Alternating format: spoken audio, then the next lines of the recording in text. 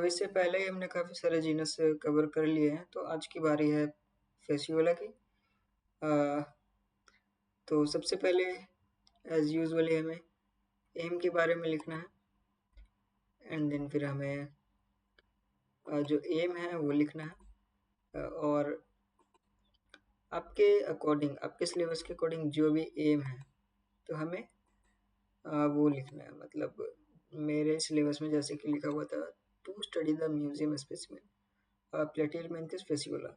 सो जैसा आपके सिलेबस में होगा वैसा आप लिखिएगा। देन एम के बाद हम लिखेंगे क्लासिफिकेशन के बारे में, और क्लासिफिकेशन में हम फाइलम के बारे में जानेंगे, क्लास के बारे में, और फिर order and then genus. Okay, so PCOG एक न्यूमेरिक्स है जो मैंने आपको पहले ही बताया था। इस तरीके से आप इस क्लासिफिकेशन को याद कर सकते हैं।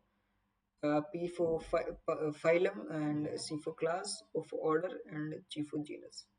And then phylum में हमें Platyhelminthes लिखना है, and then class में हमें ट्रेमेटोडा लिखना है, ये इस फेशियोला का क्लास हो जाएगा, और ऑर्डर में डाइजीनिया लिखना है, एंड देन जीनस में फेशियोला लिखना है। ओके, सो ये काफ़ी आसान था। आप मे बी आई होप आप इस चीज़ को अच्छे से लिख पा रहे होंगे, समझ पा रहे होंगे। ओके, सो उसके बाद फिर हमें क्या करना है?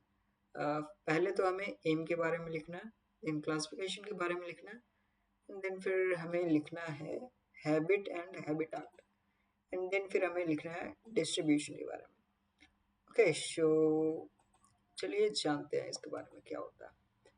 Okay, so Fasciola is a parasitic platform. Okay, so इससे पहले मैं बता दूं कि अगर कुछ वर्ड्स जो हैं वो आपको समझ में नहीं आ रहे होंगे, तो आपको घबराने की ज़रूरत बिल्कुल भी नहीं, क्योंकि मैंने यहाँ पे एक ये आपके लिए तैयार करके लाया है, ताकि आप इस चीज़ को इसमें जो भी मीनिंग है, जो भी पीछे में या फिर आगे में जो भी मीनिंग मिलता है, उस मीनिंग में से यहाँ पे कुछ मीनिंग है जो आपको समझ में आ जाने चाहिए।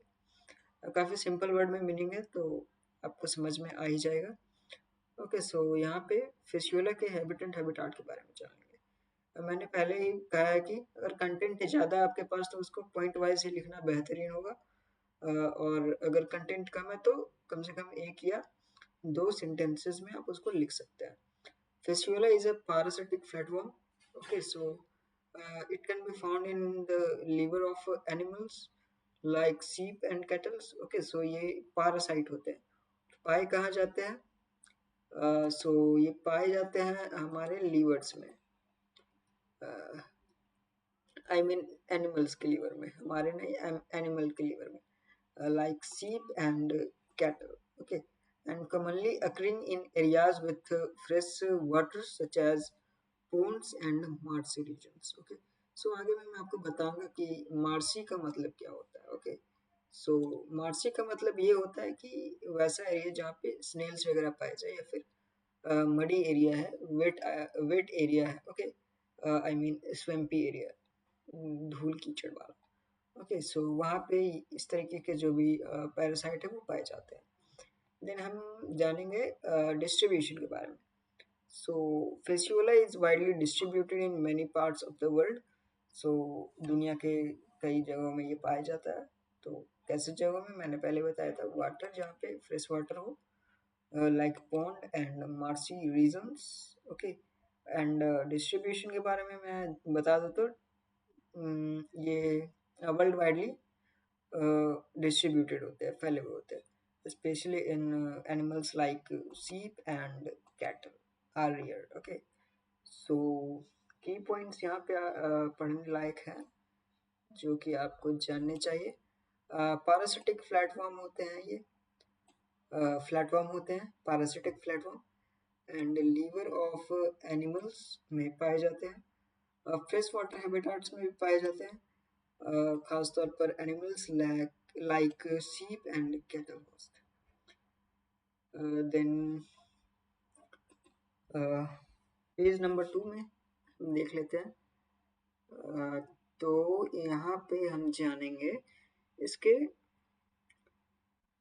डायग्राम के बारे में। सो पहले पेज में हमने ये कवर किया, हमें मेंशन करना है एम, उसके क्लासिफिकेशन के बारे में, देन हैबिट एंड हैबिटाट के बारे में, देन डिस्ट्रीब्यूशन के बारे में। तो हमें ये चार चीज़ें सीक्वेंस में लेकर के लिखना है। ओके, इफ एग्जाम में पूछा जाए या फिर अगर आप प्रैक्टिकल नोट्स बना रहे हैं तो। और एक बात का ध्यान रखना है कि फेशियोला के नीचे में हमें एक अंडरलाइन करना है, ठीक है, बिल्कुल स्ट्रेट अंडरलाइन, क्योंकि ये जेनेटिक नेम है तो बेसिकली आपको पता होगा कि ये अगर हैंड रिटन में है तो इसको अंडरलाइन करना है। Okay, so then second page में अगर हम आते हैं तो इसके वेल लेबल डायग्राम के बारे में बात करने वाले हैं। तो फेशियोला हेपाटिका इसका साइंटिफिक नेम है। ओके, और इसको लीवर फ्लूक के नाम से भी जाना जाता है। और लीवर फ्लूक क्या होता है वो मैं आपको बताता हूँ, देख लीजिए यहाँ पे जरूर लिखा होगा लीवर फ्लूक क्या होता है। सो पारासिटिक वॉर्म, यहाँ पे लिखा हुआ होगा parasitic worm that lives in the liver of animals and humans.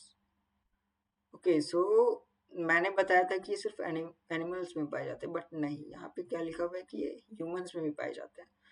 तो लीवर फ्लूक जो है वो एक तरीके का क्या है कि पैरासिटिक वॉर्म है, आई मीन केंचुआ, केंचुआ बोला जा सकता है कॉमन लैंग्वेज में, that lives in the liver of animals. Okay, so mostly liver में पाए जाते हैं अगर एनिमल्स में पाया जा रहा है तो, या तो फिर सीप या फिर कैटल में पाया जा सकता है, या फिर स्वैम्पी एरियाज, मार्सी एरियाज में। ओके, ओके, सो पारासिटिक का मतलब यहाँ पे देख लीजिए कि पारासिटिक का मतलब क्या होता है, depends on another organism for food and shelter. Okay, so किसी और के ऊपर अपने भोजन के लिए या फिर अपने रहने के लिए डिपेंड होना, तो उसको पारासाइट कहा जाता है। सो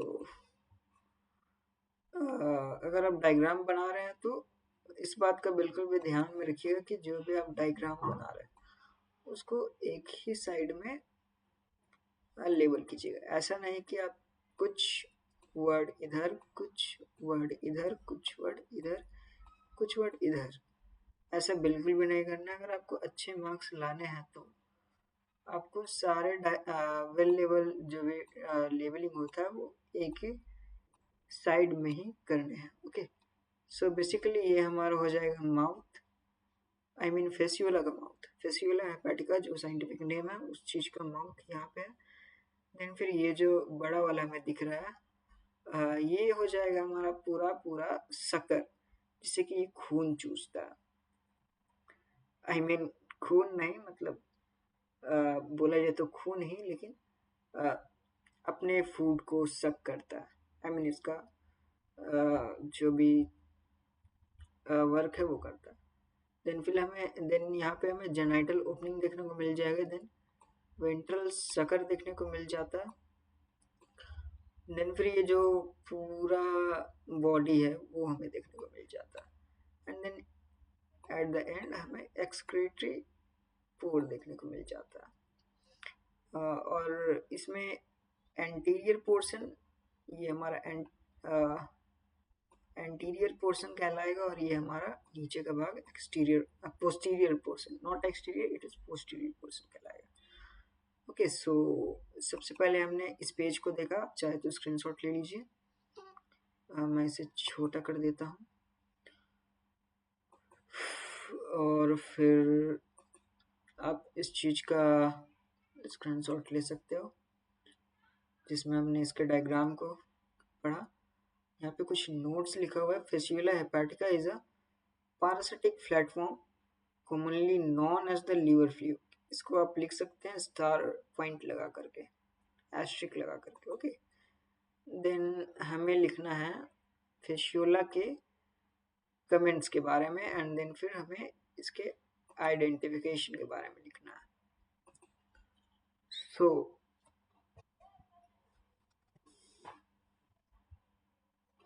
इसके कमेंट्स के बारे में जान लेते हैं।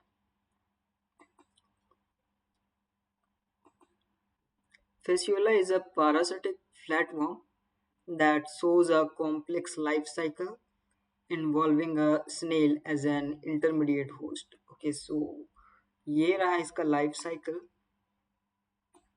और यहाँ पे एक लाइफ साइकिल दिखाया गया है जिसके माध्यम से आप इसको समझ सकते हो। क्या बोला जा रहा है कि Fasciola is a parasitic platform. एक प्लेटफॉर्म होता है parasitic प्लेटफॉर्म, हमें पता है। that shows a complex life cycle involving a snail as an intermediate host. Okay, so सबसे पहले हमें ये डायग्राम समझना होगा कि होता क्या है। तो ये स्नेल है, ये एक तरीके का होस्ट होता है। इसमें एक्स होते हैं फेशियोला के। ओके, देन फिर ये धीरे धीरे ग्रो करता है, स्पोरोसिस्ट बनते हैं, सर्सेरिया बनते हैं, एंड देन फिर मेटासेरेरिया ऑन वेजिटेशन बनता है, एंड देन फिर ग्रो करते हैं। ओके, सो यहाँ पे स्नेल को होस्ट इसलिए कहा जा रहा है क्योंकि ये एक होस्ट के तरीके से काम करता है। देन फिर हमारे पास है it is a significant endoparasite of livestock such as sheep and cattle causing liver fluke disease. Okay, so यहाँ पे एंडोपारासिटिक का मतलब जान लेते हैं कि क्या होता है।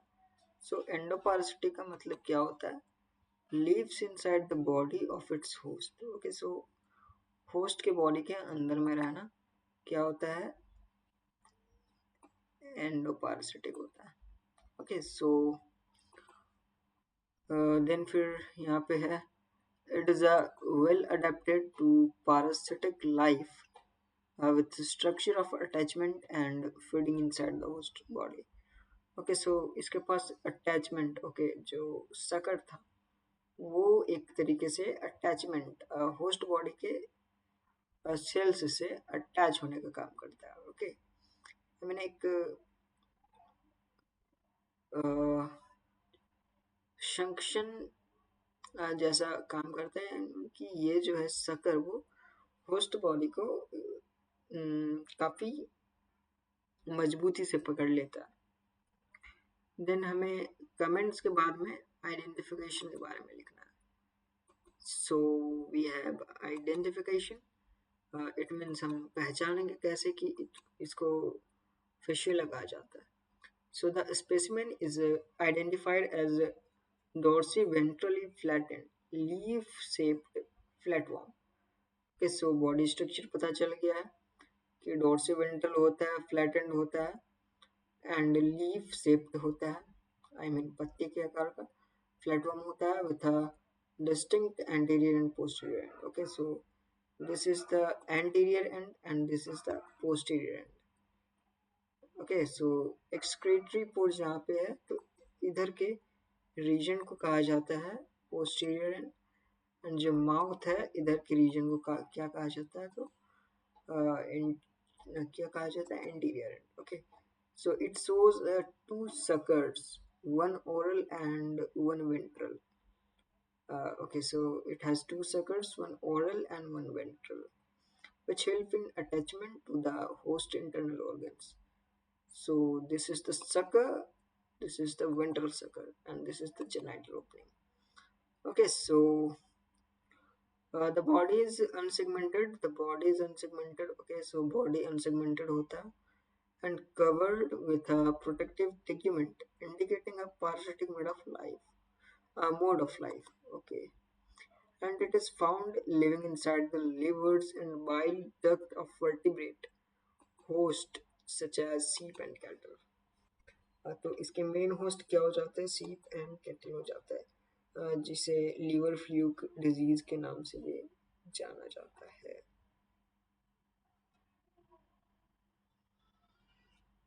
Okay, so Fistula hepatica is a parasitic platform commonly known as the liver fluke, affecting the liver of sheep and cattle. Then we have a portion of this page, Fistula hepatica, the liver fluke, also known as the liver fluke, a parasite platform होता है। सो मैंने आपको बताया कि liver fluke क्या होता है, एक पैरासाइट वर्म होता है जो कि लीवर में एनिमल्स या फिर ह्यूमन के लीवर्स में रहता है। पैरासाइट का मतलब क्या होता है कि जो depend on another organism for food and also shelter. Platform क्या होता है, ये काफ़ी जानने वाली बेसिक बेसिक वर्ड्स हैं जो कि आपको पता रहनी चाहिए। ओके, सो प्लेटफॉर्म क्या होता है, soft bodied worm with a flattened body. Okay, so soft body worm होता है जो कि फ्लैटेंड बॉडी का होता है, with flattened body. Then intermediate host होता है एक स्नेल, जो मैंने आपको बताया, an organism in which the larval stages develop। Okay, so इसमें क्या होता है कि लार्वल जो स्टेजेस होते हैं फिशुला के, वो डेवलप करते हैं। देन फिर ये अपने होस्ट में जो मेजर होस्ट होता है उसके अंदर प्रवेश करता है। एंडोपारासाइट का मतलब होता है जो कि होस्ट के बॉडी के अंदर में रहता है। और यहाँ पे सक है, muscular structure used for attachment to the host.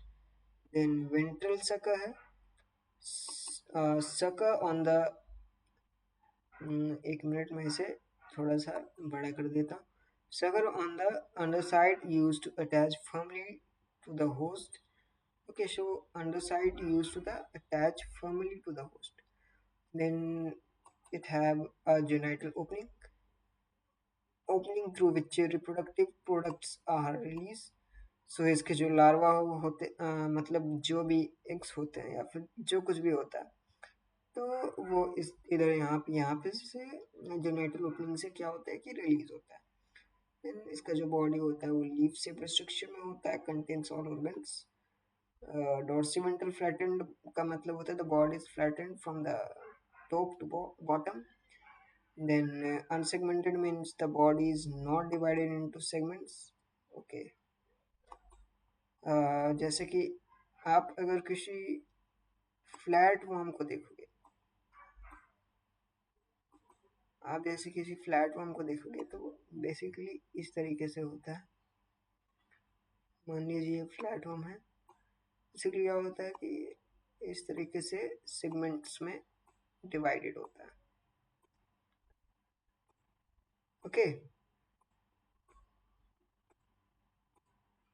जब हम आगे पढ़ेंगे तो मैं आपको बताऊंगा कि कौन से प्लेटफॉर्म जो होते हैं या फिर जो भी वॉर्म होते हैं वो सेगमेंटेड होते हैं, कौन कौन से होते हैं, कौन कौन से नहीं होते हैं।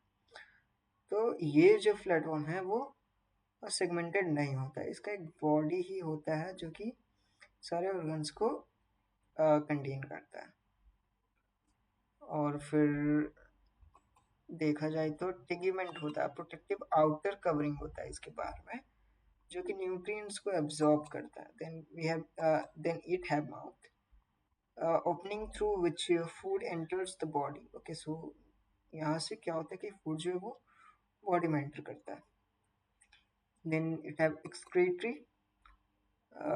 ऑर्गन्स, जो कि एक्सक्रीटरी पोर हमने यहाँ पे देखा था, है ना। इसके डायग्राम में हमने देखा था कि यहाँ पे एक एक्सक्रीटरी पोर होता है। और remove waste materials from the body. Then marshy region का मतलब ये होता है कि वेट स्वैम्पी एरिया, जो मैंने पहले बताया आपको। But the intermediate host snail is commonly found. Okay, so जहाँ पे स्नेल्स पाए जाते हैं, जहाँ पे स्नेल पाए जाते हैं जिसमें से ये अपने लार्वा को डेवलप करता है, लार्वल स्टेजेस को डेवलप करता है। सबसे पहले तो ये एग होता है। देन ये यहाँ पे क्या लिखा हुआ है, मेरासिडियम में डेवलप करता है। देन फिर ये स्नेल में जाता है, और ये जो स्नेल है वो एक तरीके से इंटरमीडिएट होस्ट के रूप में काम करता है। देन ये कार्केरिया बनता है। देन मेटा कार्केरिया बनता है उन प्लांट्स में। देन फिर ये प्लांट्स से जो है कि जब एनिमल्स इस चीज़ को कंज्यूम करते हैं तो क्या होता है कि ये इनके लिवर में चला जाता है। देन फेशियल इफेक्ट्स, सो इसके बारे में कुछ फैक्ट्स हैं। Commonly found in cattle, sheep and humans. Okay, we know that causes fascioliasis. Okay, so ये फेसियोलियासिस डिजीज काउज करता है। And then Lives in wild duct of liver. Okay, so economic importance in liver stock, livestock. Okay so ये हमने cover कर लिया. Then we have handwritten notes, ताकि आपको practical notes बनाने में कोई दिक्कत ना आए. इस चीज़ को आप देख लीजिएगा. मैं इसको जूम आउट कर देता हूँ.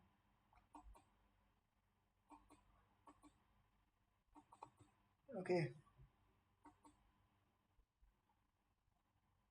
देन आप इस पेज को देख लीजिएगा. इस पेज में करना क्या है कि आपको एक मार्जिन बनाना है. वाइट पेज में मार्जिन बनाना है ये. देन फिर यहाँ पे आपको क्लासिफिकेशन इस साइड में लिखना है कॉर्नर में. Phylum Platyhelminthes, class Trematoda and order Digenea and then genus Fasciola. यहाँ पे अंडरलाइन कर देना है. फिर आपको एक वेल लेवल डायग्राम बनाना है, उसको लेबल करना है. देन फिर यहाँ पे डायग्राम के नीचे में आपको फिगर फेसियोला हेपाटिका करके लिख देना है. देन फिर आप इस चीज़ को लिख दीजिए, comments and identification. Okay so इस तरीके से हमारा जो ये चैप्टर था, या यूँ कहा जाए तो फेसियोला था, ये समाप्त हो चुका है. और अभी आगे में इससे रिलेटेड और भी वीडियोस आते रहेंगे, सो बने रहिए. और अगर कोई डाउट या फिर किसी तरीके का कुछ समझ में नहीं आया होगा तो बेझिझक कमेंट कीजिएगा. आपका भाई यहीं पे है समझाने के लिए. Okay sir, bye bye, good night, see you again.